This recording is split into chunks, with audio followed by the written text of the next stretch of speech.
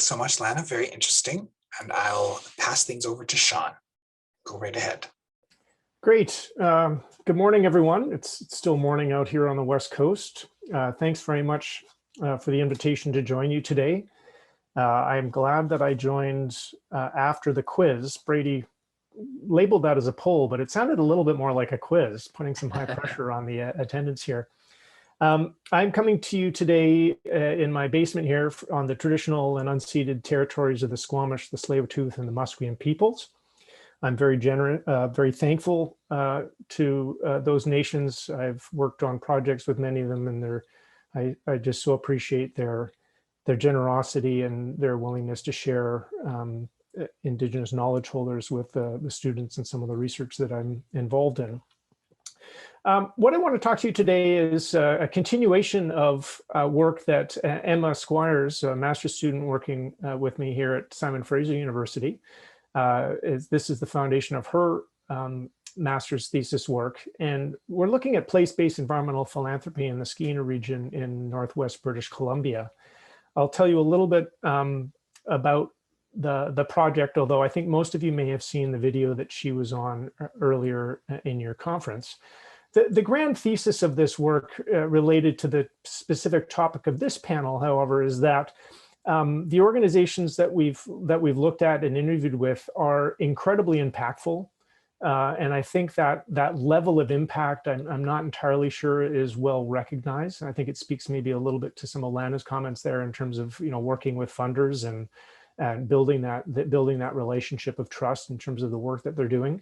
And also what has really struck me is how incredibly interconnected the work is that they're doing.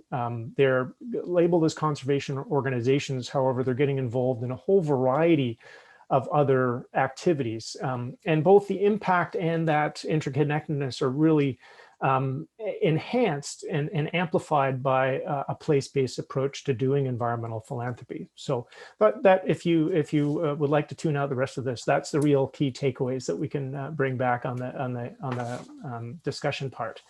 Yeah, so I'll tell you a bit about the project, frame it within context of rural restructuring, and then talk specifically about those two things, impact and interconnectedness.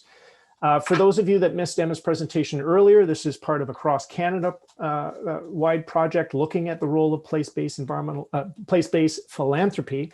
This specific sub-research project speaks specifically to environmental philanthropy, but working with Ryan Gibson at Guelph, Kelly, who's on the call here, Memorial, Boyan is involved.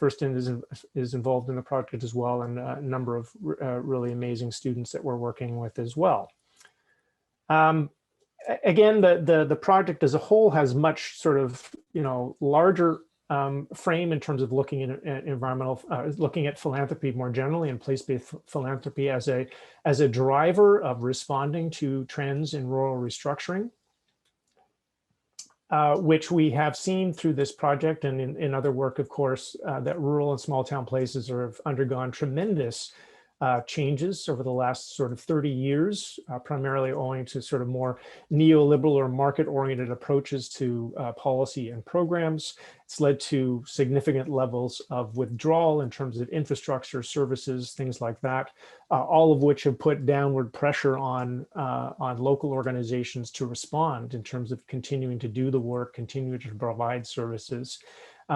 On the positive side, this has resulted in the emergence of some pretty incredible place-based solutions, but there are concerns around capacity and offloading without any sense of resourcing, for example. So there's been some pretty wonderful local responses, but often stretched very severely in terms of capacity, both in terms of general resources and knowledge to deal with some of the complexity of issues that rural and small town places are facing. This work specifically in terms of Emma's research work, obviously a bit of a different experience over the past year than we have anticipated. We're still involved in the sort of crunching of the data, but she did 19 key informant interviews, document analysis around all of the different organizations, environmental projects going on in the Northwest, So our tremendous thanks to all the people that took time out of their incredibly busy schedules, especially this past year, to still talk to us about the work and share some of their passion that they have about the work in their region. Again, for those of you that weren't part of the presentation, here's the Skeena Watershed. It's an extraordinarily ecologically productive region. It's the second most productive salmon-bearing region in Canada after the Fraser River, just south of where I am right now. It's about 60,000 people. And because of the ecological significance of the area, the role and participation and engagement with Indigenous nations in the region, the extent to which the region has been an epicenter of pretty significant industrial activity. It is the northern sort of component of the Great Bear Rainforest. It has been a focal point of tremendous amounts of environmental philanthropy and environmental conservation work.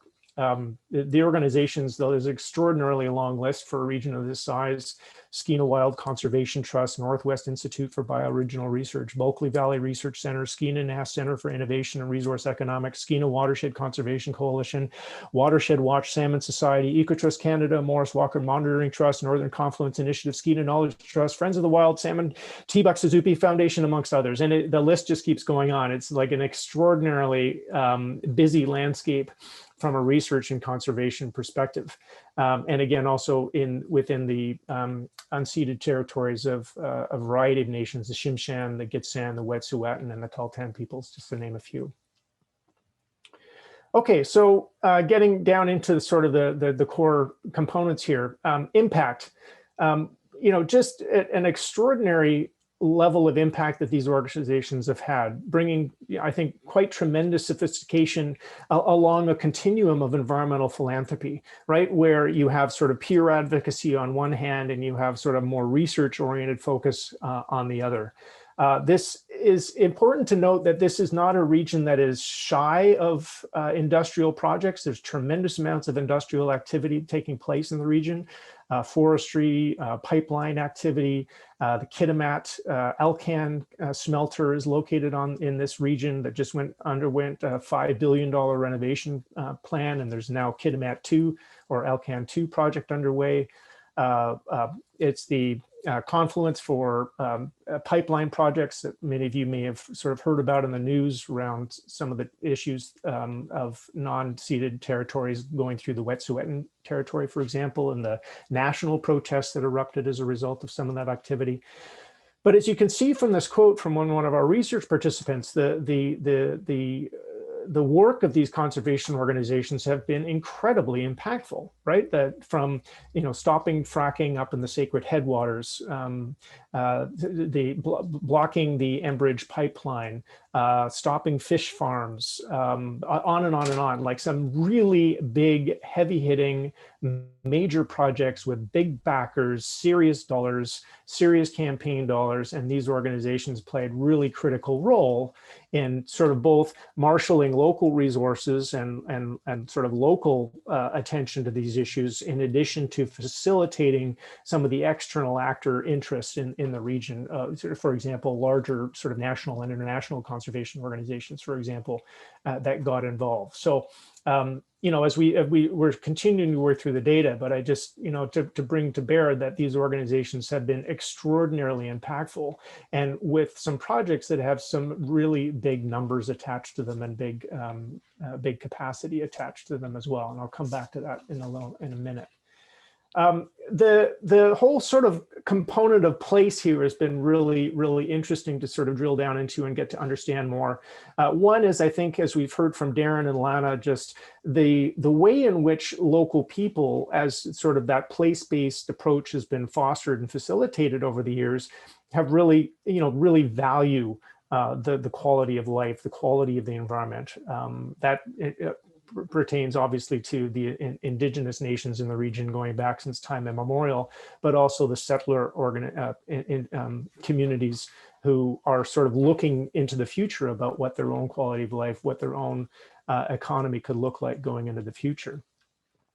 Participants spoke to the extent to which sort of that place-based focus and sort of bringing regional actors together transcended, some traditional political affiliations that may have led to more tension. I like this line from the interviewee: strange allies, right? Didn't really anticipate working with these people or this organization, but here we are. We found a sort of a larger common interest because of our concern and care for this region. And then, the next sort of main theme that I wanted to sort of bring to the attention here this morning or this afternoon, it's now afternoon here too, so we're all on the same PM schedule. This tremendous interconnectedness, right? That you sort of might think more narrowly in terms of conservation or conservation organizations, but they're playing really complex interconnected roles. Certainly blending the capacities and resources of local with extra local actors that I just talked about in a minute ago, facilitating trust amongst different sort of strange allies in the region. There's some really interesting regional development spillover taking place as these relationships have been fostered. They're starting to have different conversations and sort of framed within this propose, not oppose. If we played a significant role in opposing some of these major projects that we don't think are the right thing for this region, then what are we in favor of? What kind of an economy do we want? What does a restoration economy look like in this Northwest region of British Columbia? How do we involve Indigenous stakeholders in that conversation? What does the resolution of title and treaty concerns look like, and what are the implications for the regional economy? So, for bridging and scaling up very quickly from conservation-based advocacy work and research to these much larger conversations about where they're going in the future. And, certainly the connection to climate resilience, Indigenous rights, and then broader conversations around what community and regional economic development look like are pulling these organizations in different directions and demanding higher levels of engagement and capacity from them as a result. And this quote really, I think, brings that home. Right, that they're not against everything, right? They want to see projects done right, and in that sense, there's a bigger issue here in terms of environmental impact assessment, particularly for provincial and national projects, which calls for a real rebalancing of how the public interest is defined in those projects. Right, for the Enbridge pipeline, someone working in rural Newfoundland who was surveyed for the project and said, well, 78% of Canadians are in favor of the project. So that rural Newfoundlander who said yes on that survey, their voice is counting just as much as someone locally in the region. So, those processes are not taking adequate consideration into the role of place, into the local impacts and regional impacts of some of these projects. They're sort of passing them off with a broader national interest and bogus, overly inflated economic figures, for example. So, what are the implications for that? And then on the other side, if we're opposed to those types of industrial projects that we don't think are in the best interest of the region going into the future, for example, intensive mining and fracking operations in the sacred headwaters, then what are we for? And the bridging into some really fascinating conversations, which opens up all new avenues for the resilience of these organizations as well as they transition over time. So all of this, I think that interconnectedness brings complexity. There are serious capacity concerns that, in terms of burnout, which I'm sure everyone on this call would be familiar with. And then a re-questioning of what are the responsibilities of senior governments? How much is being offloaded onto these organizations? How much can we do through sort of local and regional organizations versus, actually that's a senior government responsibility. This is a senior government service responsibility. Thanks, Brady. And that's it. So again, thanks very much for including me in the discussion today, and really enjoyed the other presentations and looking forward to hearing more.